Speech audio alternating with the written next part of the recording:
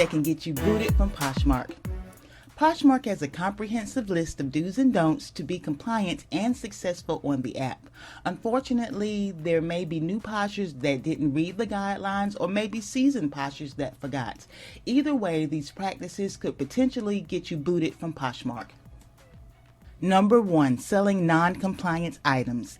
In the past, Poshmark was known for only selling clothing, so this rule was initially geared towards selling non-clothing items. Now that the home goods market is open, the rules of compliance can be a little tricky, and you may even have to reach out to Poshmark to see exactly what's not allowed. To be on the safe side, I'd suggest only selling items listed on the What Can I Find in the Home Market list.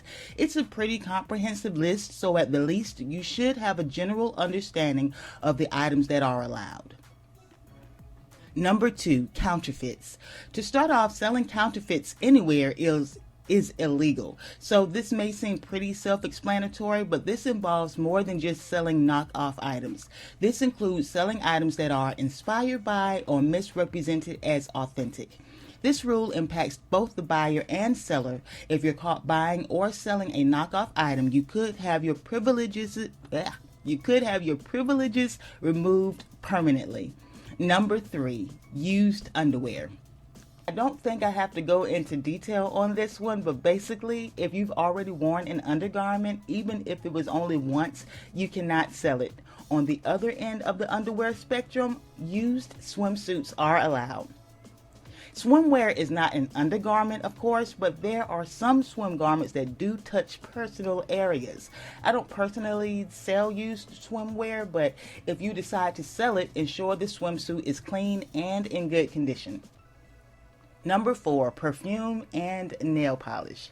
These items are tied to fashion, but they are prohibited to sell for good reason.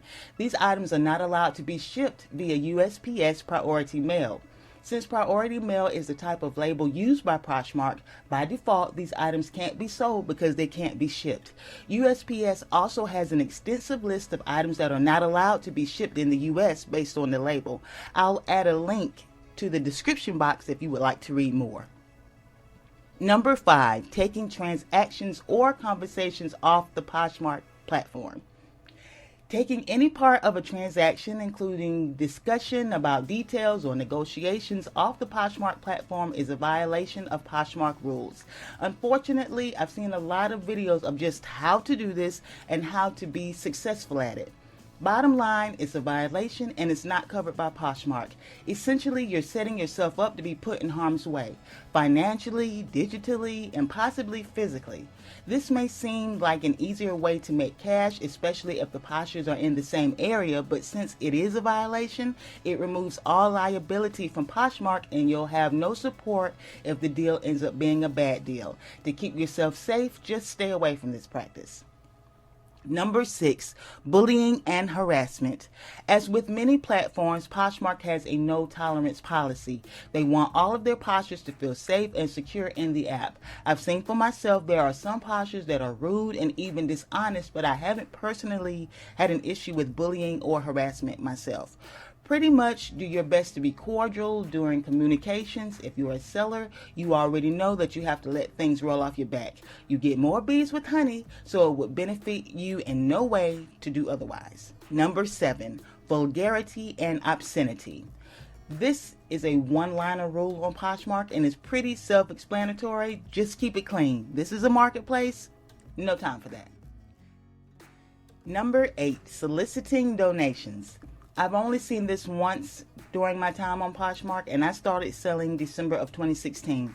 But you are not allowed to request donations or any type of in-kind services or trading of any kind for any types of services. You're also not allowed to promote a third-party site via advertisements in your closet.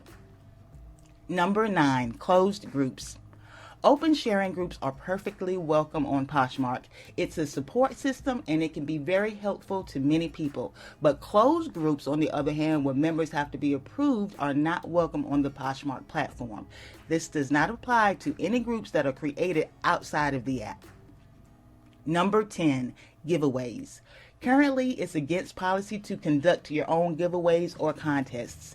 That's pretty cut and dry, not much more to elaborate on that one. Number 11, trading. The Posh Protect policy does not cover trades. Taking transactions off the app restricts Poshmark from being able to provide support for the participating parties. Poshmark cannot guarantee the transaction, so it's discouraged. Number 12, buyer's remorse. Orders do have to be honored, but Poshmark understands that accidents can happen. If you buy an item accidentally, you have 3 hours to cancel. Poshmark also suggests that you log out of the app when you're not using it to ensure you don't make any accidental purchases.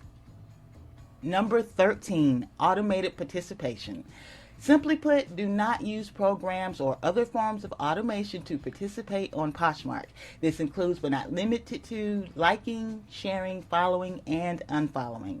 This one is straight to the point, but if you would like to view my video about using sharing apps, you can see the link to the video at the end of this video. Number 14, content mining. Do not use Poshmark to collect personal data. You also may not use any images found on Poshmark for your own purposes unless authorized by Poshmark. The exception to this is your own content. In other words, you cannot collect email addresses or other forms of information from your buyers or followers, etc. Also, you're only allowed to use your own content, meaning you cannot use someone else's images for your own use. Number 15, multiple accounts. Only one account is allowed on Poshmark unless you receive their written consent.